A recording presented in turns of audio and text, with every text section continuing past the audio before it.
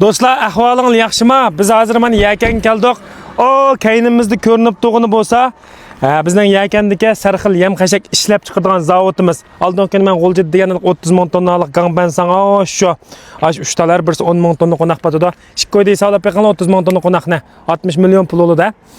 Anandagi onun kayindagi kunjur qo'ydigan ya, Xitoyda necha vaqtni ishkir to'g'an bo'ldik, ishkir to'g'an bo'lsaqmi kelib turib zavodning ichiga asosiyatdan butun diqqatimiz mana shu zavod, butun kuchimizning hammasi mishakatda.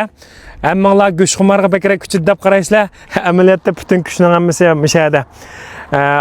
Gangbansangning har birisiga 10 ming tonna qo'naq patadi. 10 ming tonna qo'naqni ishkoyda hisoblasak 20 million pul oladi. 3 gangbansang 60 millionlik qo'naq ketadi. Bu yil shu 3 gangbansangni to'shtiramiz.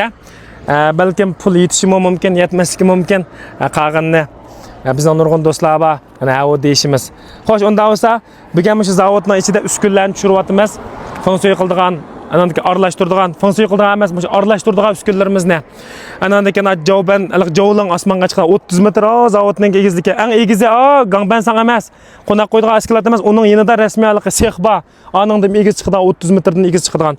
Shuni qurashtirishni boshlaymiz, ertadan boshlab ashning uskunlar kelibdiki, hozir maxsus shu zavodga keldik. Unda bo'lsa, dehqonlar bizning ekranimizda bo'lsin.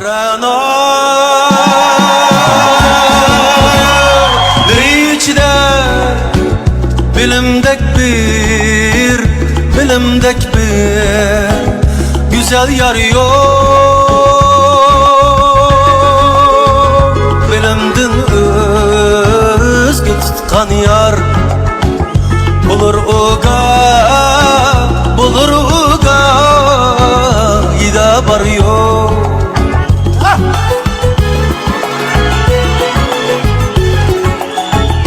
Kırıp nefsini keyniga bilimdin özgü yar tutsan bişinga kelsi bir günler çiçakda sen kebi kar yok.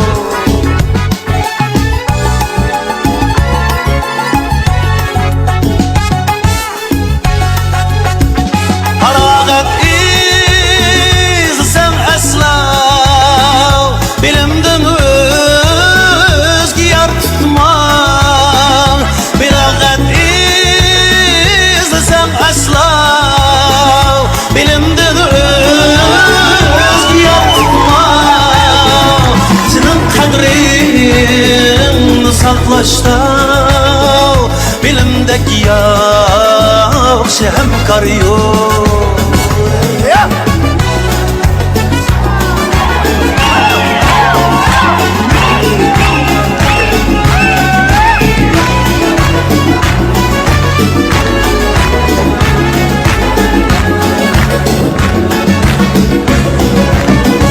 Kara kaşlı tulun aylar sana neçe gün hemran. Eğer sen bundan ayrılsan şu an taşlaydı hiç arıyor.